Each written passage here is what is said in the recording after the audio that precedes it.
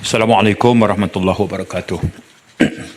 Jadi Pertua, terima kasih rakan saya Muhammad Senator Datuk Seri Hajah Zurainah Musa di atas soalan yang dikemukakan. Saya mohon izin untuk memberikan latar belakang tentang soalan menyentuh pindaan mengenai warga negara. Ini adalah merupakan reaksi kerajaan terhadap satu kes mahkamah Surani Kempe yang mewakili kumpulan kaum ibu yang pasangan mereka luar negara.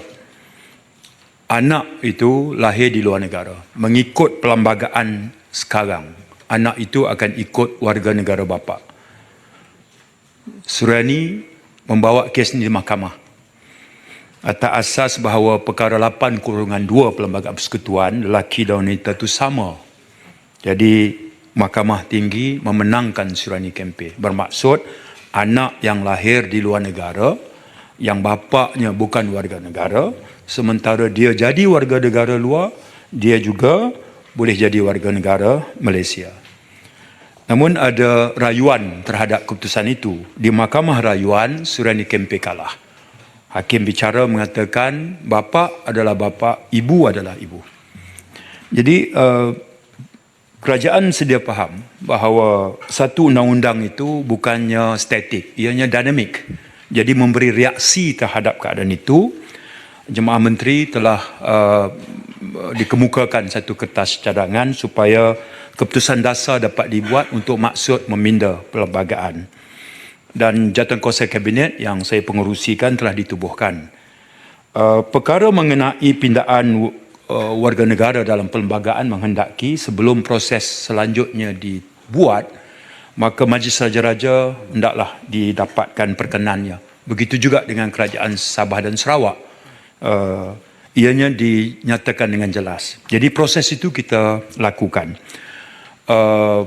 Majlis Raja-Raja sementara terbuka dengan cadangan ini pada pembentangan pertama, beranggapan bahawa perlu ada kajian yang lebih lanjut. Maksudnya adalah perkara warga negara ni perkara yang besar, satu anugerah tertinggi negara terhadap seseorang individu.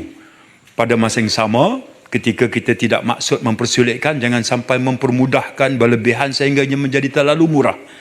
Jadi nasihat Majlis Raja-Raja adalah harus ada elemen kawalan yang munasabah.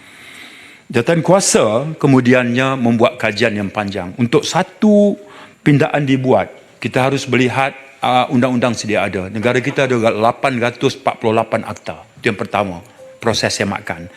Yang kedua, kita juga melihat good practices, amalan baik daripada negara-negara lain, sama ada negara Commonwealth ataupun tidak.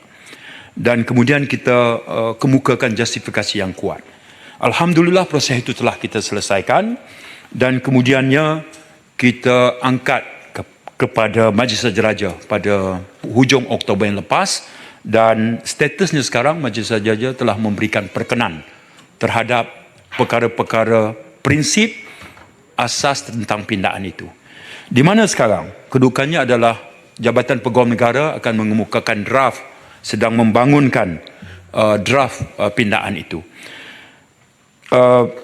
Molek juga saya kongsikan apakah perkara-perkara utama yang menjadi isi kandungan pindaan itu. Pertama, hasrat kita adalah untuk meminda perkara 14(1)B, iaitu memasukkan perkataan ibu. Jadi warga negara anak boleh diperolehi jika sekiranya bapa atau ibu, asalnya bapa, kita masuk perkataan ibu, atau kedua-duanya sekali. Jadi ini akan menjadi warga negara secara kuat kuasa undang-undang. Jalan menjadi warga negara ni ada 3. Pertama, kuat kuasa undang-undang. Mak warga negara Malaysia, bapa warga negara Malaysia, anak kuat kuasa undang-undang adalah warga negara Malaysia. Jalan yang kedua adalah pendaftaran. Mak dan ayah, ibu pasangan berkahwin, tak ada rezeki dapat zuriat, dia ambil anak angkat. Boleh jadi di Jabatan Kebajikan Masyarakat, boleh jadi rumah penjagaan. Jadi anak angkat itu dia kemudian mendaftar untuk memohon jadi warga negara. Jalan yang ketiga adalah melalui naturalisasi.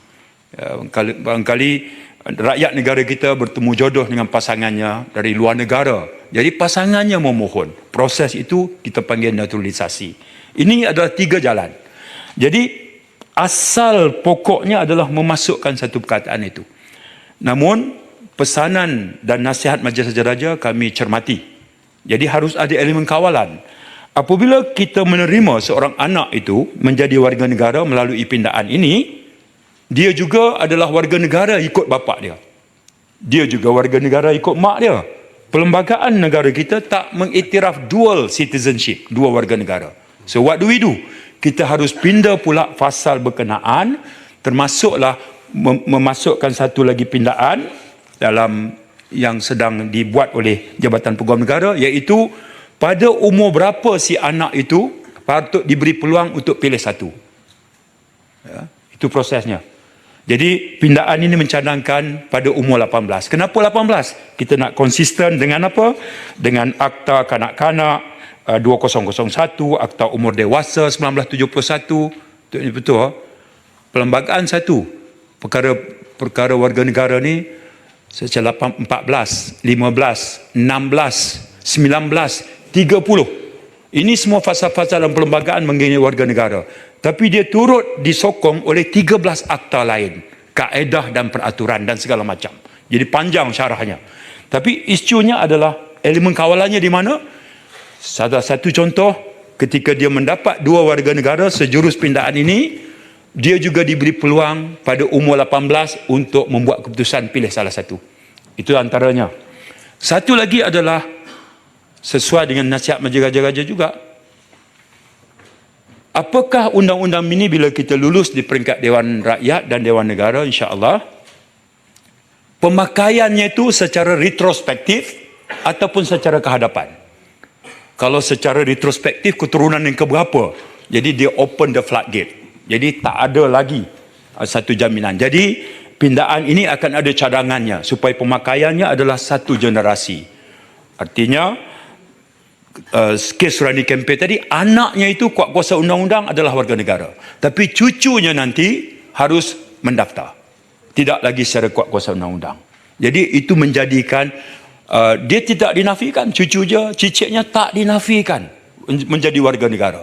Lagipun dia ada salah silah dia sebab mak dia sudah menjadi warga negara. Jadi niat kerajaan adalah mempermudahkan, bukan mempersulitkan, tetapi tak boleh kompromis dari sudut kualiti dan nilai satu maksud istilah warga negara.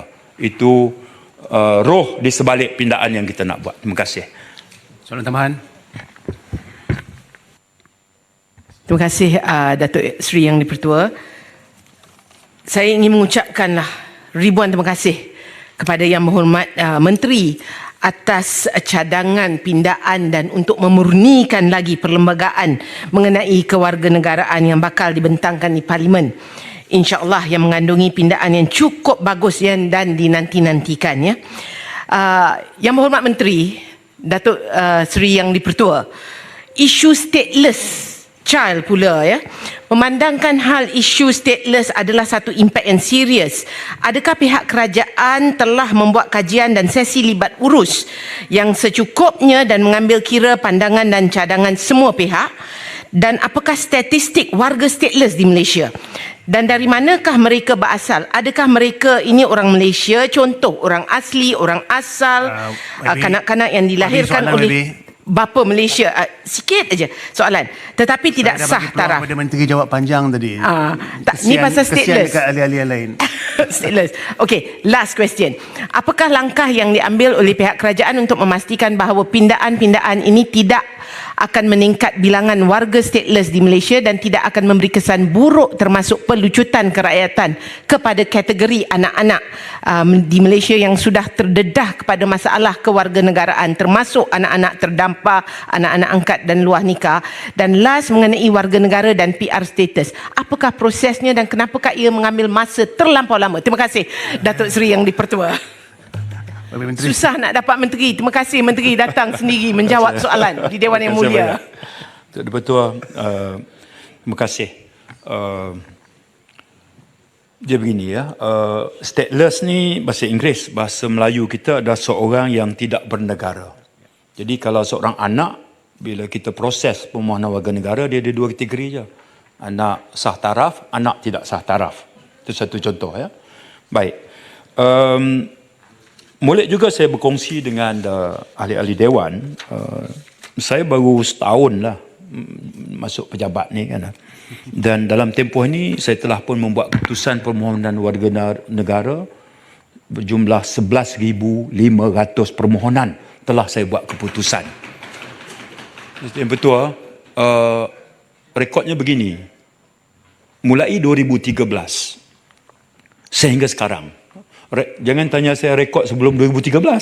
Ya. Tapi KDN mula mengumpulkan rekod dan angka yang legitimate bermula 2013 sehingga 2023. Angka itu sekitar 140-an ribu. Jadi saya inherit, saya mewarisi angka ini. Ya. Jadi tetapi saya juga harus berkata benar bahawa kaki tangan dan anggota pegawai di KDN ini mereka sangat committed, dedikasi, dan daripada jumlah itu yang berbaki yang sedang kita uruskan adalah 49,000. 49,000. Jadi kalau saya boleh berikan keputusan dalam average 10 ke 11,000, dia akan ambil masa 5 tahun juga untuk menyelesaikan sambil permohonan setiap bulan puratanya 1,000 pula. Baik. Isu stateless. Saya memuji langkah yang diambil oleh Kerajaan Negeri Sarawak. Saya nak rakamkan dalam Dewan ini. Kawasan pedalaman di mana masyarakat tinggal, kadang-kadang kelahiran itu tidak direkodkan. Ya. Parent tu tak pergi ke Jabatan Pendaftaran. Jadi mereka tinggal tak ada status dokumen, tak ada warga negara. Tapi Kerajaan Negeri Sarawak, dia mengambil inisiatif, dia tubuhkan jawatankuasa, dia minta Kementerian Dalam Negeri duduk sekali. Jadi kami ada jawatankuasa bersama. Jadi saya minta dengan Kerajaan Negeri Sarawak melalui menterinya, Datuk Haji Fatimah, kumpulkan semua data. Dan mereka kumpulkan. Dan angka yang mereka kumpulkan adalah 1,500. 1,500 semua saya telah selesaikan keputusan pada tahun ini juga. Jadi mengetahui angka itu satu bab, tetapi langkah yang kita ambil untuk menyelesaikan jauh lebih bermakna kepada masa depan anak-anak yang tidak ada dokumen sama sekali. Tak cukup dengan itu, kami bawa Jabatan Pendaftaran Negara pergi ke kawasan rumah panjang. Baru 3 minggu lepas saya berada di Kapit, saya berada di Song, 3 rumah panjang. Kami pergi bersama dengan Jabatan Pendaftaran, set meja di kawasan rumah panjang, ada 40-50 pintu. Mereka datang untuk menyelesaikan semua masalah dokumentasi. Ini cara baru kita bantu selesai masalah rakyat sementara kita berbahas dalam Dewan. Ya. Tak boleh ada jurang antara yang kita cakap dan yang kita buat. Ya. Jadi ini yang komitmen yang kami berikan sekarang. Itu betul. Terima kasih. Soalan tambahan. Terima kasih, Menteri. Soalan tambahan. YB Haji Hussein. Saya faham tadi, terima kasih Yang Berhormat Datuk Seri Yang di-Pertua. Terima kasih kepada Menteri. Saya macam faham tadi, saya mohon pencerahan. Termasuk warga negara itu ialah satu generasi. Artinya generasi anak dan cucu. Ini yang saya persoalan ini lebih kepada yang di luar negara. Apa implikasi jumlah berapa ramai nanti yang kita expect ahli warga negara di luar negara yang tidak berada di dalam negara, dan juga syarat antara kewarganegaraan ialah bahasa. Jaminannya macam mana? Terima kasih. YB Menteri. Terima kasih. Sahabatlah sama saya Senator Hussein. Sejak zaman mahasiswa. Soalan yang bagus. Maksud pemakaian satu generasi adalah macam kes Surani Kempe. Anak dia tu, dia dapat warga negara secara kuat kuasa undang-undang lah. Istilah kita ni automatik lah. Ya. Baik. Tapi cucu Surani Kempe, satu generasi maknanya anak dia je lah. Cucu dia tak dianggap satu generasi lah. Itu generasi kedua. Apakah dia boleh mohon warga negara? Jawapannya boleh, tapi melalui pendaftaran. Bukan melalui kuasa undang-undang 14(1)B. Itu maksudnya. Sebab kita tak nak buka floodgate. Ya? Itu jadilah maka itu prinsip yang pertama. Prinsip kedua, kita tak mau pakai secara retrospektif. Toleh ke belakang. Kita tak nak. Baik. Itu juga elemen kawalan. Kenapa kita buat begitu? Majlis Raja-Raja dalam meneliti pembentangan yang dibuat oleh Peguam Negara dalam mesyuarat rasmi Majlis Raja-Raja, menasihatinya begitu. Jadi kebimbangannya begitu. Jadi kita address satu generasi, pemakaiannya adalah cara ke depan, bukan cara ke belakang. Jadi menjawab perkara sama ada berapa ramai lagi rakyat di luar. Baik, kalau dia berada di luar, dia mohon, itu asas kita nak terima atau tidak? Ada kes kita terima permohonan, tuan tubuh tu tak pernah pijak kaki di Malaysia. Yang tu kita tak lulus lah. Dia dah jadi warga negara luar, tapi dia mohon juga. Tapi bila kita buat penelitian, tapisan, fizikalnya semua pintu masuk kita dan urusan rekod pasport tak pernah cop masuk sini. Dia tak pernah ada, yang tu tak boleh. Walaupun dia boleh memohon, tapi kita tak akan itu. Contoh, bahasa. Bahasa ni jiwa bangsa. Perkara dalam perlembagaan, bahasa Melayu, bahasa utama. Bahasa rasmi. Bahasa lain boleh dipelajari, boleh dipertuturkan. Jadi, untuk menjadi warga negara, anugerah tertinggi, kita kata bahawa bahasa. Tapi bukan bahasa dalam peringkat yang kita faham, mempunyai pemahaman tinggi, nilai sastra Melayu lama, tak ada. Dia a simple conversation yang dia faham. Dan kita ada modul. Ya. Contoh. Ya. Apa khabar? Khabar baik. Ya, tinggal di mana? Di Pontian. Ya, begitu. Terima kasih sama-sama. Cukup. Dia ada modul dia, ada grade. Grade 1, 2, 3, 4, 5, 6, 7, 8. Jadi grade lulus 3. Saya kata grade 2 kalau dia lulus pun tak apa dah. Saya pernah jadi pengurus ladang dulu sebelum jadi orang politik. Sebahagian pekerja saya ni kaum India yang duduk sudah lama tak faham bahasa Melayu. Tapi kita harus ada empati pada mereka. Kalau setakat dia faham, mudah, dia layak je bahasa. Apakah kita saja? Tak. Negara maju pun menguasai bahasa rasmi dia itu adalah prasyarat kelulusan. Bukan kita saja. Jadi, bila kita letakkan, bukan maksud mempersulitkan, tapi lebih kepada menghayati perkara yang telah termaktub dalam perlembagaan yang menjadi kewajipan setiap rakyat Malaysia untuk faham, boleh bertutur, memahami bahasa Malaysia. Terima kasih. Memandangkan isu ini isu yang penting dan juga membawa kenangan pada saya. Sewaktu saya di KDN dulu, saya benarkan satu lagi soalan tambahan. Siapa nak tanya? Okey, orang Sarawak lah. Orang Sarawak nak tanya. Ya. Okey, ini berkaitan dengan Sarawak. Saya faham bahasa itu adalah satu syarat juga, tapi saya percaya bahasa ini adalah untuk mereka yang datang dari luar negara. Tapi bagaimana, adakah bahasa ini juga dikenakan ke atas native of Sarawak? Mereka memang asal di Sarawak, tapi tak pandai berbahasa bahasa Malaysia. Apakah kaedah yang mereka boleh guna? Kalau bahasa jadi syarat dia, saya rasa mereka yang tidak pernah sekolah ni tidak akan dapat warga negara kalau keadaan dia begitu. Terima kasih. Dia harus dibezakan ni betul antara persepsi andaian kita dengan realiti. Bagaimana kita jelaskan 1,500 permohonan semua kita luluskan. Tak ada satu pun yang ketinggalkan. Maknanya kalau kita letak syarat sekalipun, never underestimate the wisdom of the people. Kalaupun mereka di luar, mereka faham. Ya. Walaupun ada satu dua memahami macam yang Wabi Senator Abun sebut, mungkin tak boleh lah cakap itu kan dah. Tapi umumnya hal yang kita proses, perkara itu tak jadi kekangan. Tapi bayangkan kes yang macam kita sebut tadi kan, bapa luar negara, bahasa pertuturan bahasa Inggeris, mak bertemu jodoh di sana, anak lahir di sana, tak pernah cakap bahasa Melayu, dan the moment dia kemukakan permohonan, dia kena adalah sikit inisiatif. Sementara kita kata grading dia tidak memberatkan, mudah, tapi itu tetap kita nak cadang. Ni baru cadangan ni, belum jadi lagi. Jadi terpulang ahli yang berhormat nak sokong atau tidak, perlu atau tidak syarat bahasa sebagai prasyarat. Kalau berhormat kata tak perlu, yang berhormat yang buat keputusan nanti. Ya, itu maksudnya. Pada kami, pada kerajaan hari ini, kita berpendapat bahawa seperti mana juga amalan sebahagian daripada negara maju, Amerika Syarikat, Singapura, United Kingdom, syarat bahasa. Tiba-tiba Malaysia ni, kerana kita kata ada native yang tak boleh kuasai, maka tak payahlah, we do away with it misalnya. Tak boleh lah. Kena ada minimum konsensus di kalangan kita sebagai bukti ketaatan kita kepada negara dan mengiktiraf bahasa Melayu sebagai bahasa rasmi kita. Terima kasih. Terima kasih, Bu Menteri. Satu jawapan mantap.